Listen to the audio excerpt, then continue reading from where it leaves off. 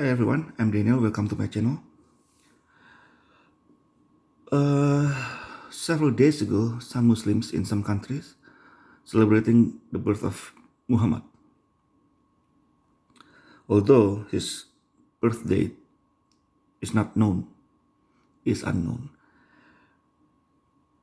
But in the past couple of weeks, we have been hearing trouble in Europe, France, and Austria. The beheading of a teacher in France, the killing of an Orthodox priest, and another killing of three people in a church, and also random shooting not random shooting, it was planned, a shooting, multiple shootings in Austria. This one is, I believe it was in a synagogue. I was going to talk about the birth of Muhammad, but since no Muslims condemning the killings and the shootings, I decided to talk about the death of Muhammad as a reminder for Muslims how the Prophet died. And for those who haven't heard, maybe can learn a thing or two. So you will not be fooled by Muslims.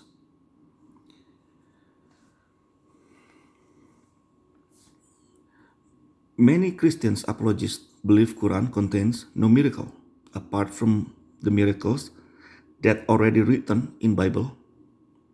All miracles and prophecies in Quran are already written in Bible. But there is one prophecy, not in Bible, from Quran, strictly from Allah and fulfilled, which is weird. The only one. And that is the death of the Prophet of Islam, Muhammad. When we ask a Muslim, any Muslim from any sect, the question of how Muhammad died, they will say, oh, he was sick. Because most Muslims, they're not aware themselves. In some answers, sometimes he got fever. Once, somebody told me he died of an old age. And I said, but he was only 62.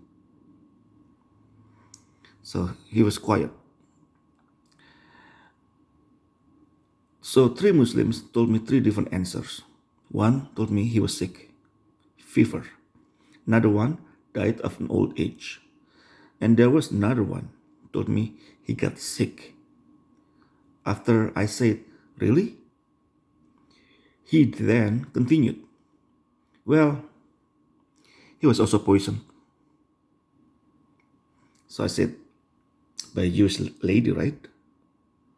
He said, yeah. A couple of questions raised from this are why and how. Why did a Jewish lady poison Muhammad? And why Allah let it happen? And the second question is how did he get poisoned? It started from the ambition of Muhammad to get rid of Jewish people from Makkah, Medina, and Hijaz, Saudi Arabia in modern time. I suppose he got mad at them after their refusal. They refused him and they refused to acknowledge him as a prophet. Muhammad and his followers had to leave Makkah because Muhammad made fun of the pagans and refused to stop even after the pagans complained to his uncle and asked him to tell Muhammad to stop mocking. Muhammad did not stop. So they threatened to kill him. That's how Muslims took off from Makkah. Some went to Abyssinia, modern day Ethiopia. Some to Medina. And after a while, Muslims took over Medina, by force, of course, and expelled the Jews who lived there from Nadir tribe. So another tribe left and settled with other Jewish tribe outside Medina. The place is called Khaybar. And then Muslims came, besieged them. A few weaker forts fell after Muhammad cut off the water supplies. During the fights, Muslims, there's a woman. Her name was Zainab bint al-Harith. During the fights, Muslims killed her husband, her father, her uncle, and her brother. So it is understandable why she wanted to kill Muhammad. And the whole Khaybar fell in the hand of Muslims after a while. And when the negotiation going on, Zainab bin al-Harith offered Muhammad to cook for him. Muhammad took the offer and she asked which part he likes the most. And then she put more poison there. He did not die, but he suffered for 3 years until he died. It is all recorded in hadith. Now, we will begin with hadith, volume 3, book 47, hadith number 786. A Jewess brought a poison sheep for the prophet, who ate from it. She was brought to the prophet and was asked, and he was asked, "Shall we kill her?" He said, "No." I continued to see the effect of the poison on the palate of the mouth of Allah's messenger. Muhammad ate it a little bit, but he didn't die. But the effect of the poison still there. Let's take a look from different hadith.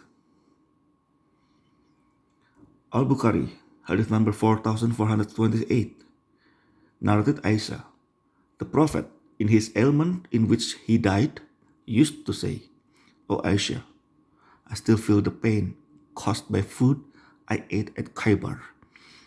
At this time, I feel as if my aorta is being cut from that poison."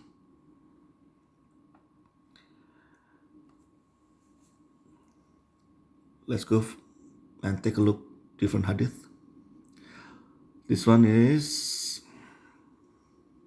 let me show to you what hadith number. Okay, Sahih al-Bukhari 5217, narrated Aisha that during his fatal ailment, Allah's apostle used to ask his wives, "Where shall I stay tomorrow? Where shall I stay tomorrow?" He was looking forward to Aisha's turn, so all his wives allowed him to stay where he wished, and he stayed at Aisha's house till he died there. Aisha added, "He died on the day of my usual turn at my house. Allah took him unto him while his head was between my chest and my neck, and his saliva was mixed with my saliva." Now, let's take a look.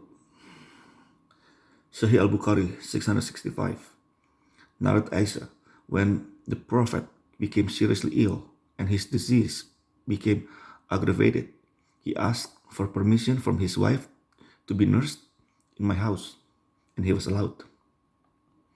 He came out with the help of 2 men, and his legs were dragging on the ground. He was between Al-Abbas and another man. Ubaidullah said, "I told Ibn Abbas what Aisha had narrated, and he said, 'Do you know who was the second man, whose name Aisha did not mention?' I said, 'No.' Ibn Abbas said, 'He was Ali ibn Talib.'" There are 2 stories here. The story about how sick was Muhammad, and the second story actually how there's a gap between Aisha and Ali, they were not getting along. They did not get along at all. Now, Muslim will argue, yeah, but Allah did not let him die from that poison. Really, he was suffering for 3 years. That's even worse. And the funniest thing is, this is also written in Quran, Surah Al-Haqqah, verse 44 to 46. This is chapter 69, verse 44 to 46. I will read the translation by Yusuf Ali. And if the messenger were to invent any sayings in our name, we should certainly seize him by his right hand, and we should certainly then cut off the artery of his heart. The artery of his heart is basically aorta.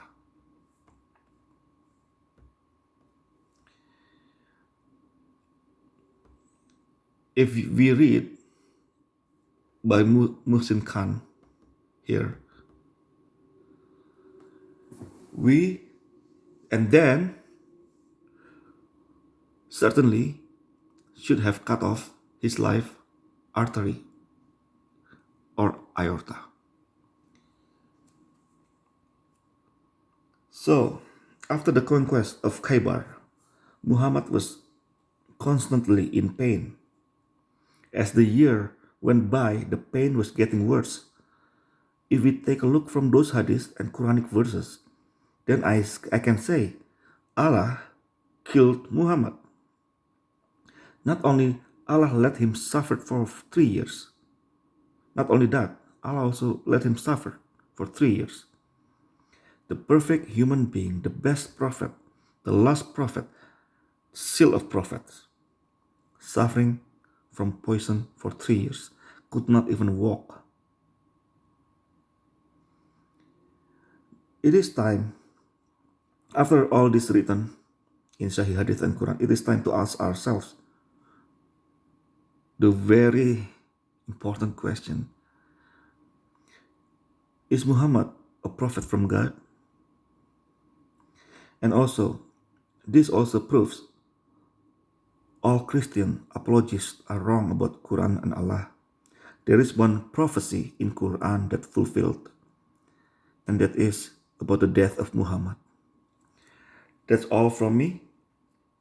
And either you follow the book with one prophecy and no miracle, or for those who follow the other book with many prophecies and miracles, God bless you all.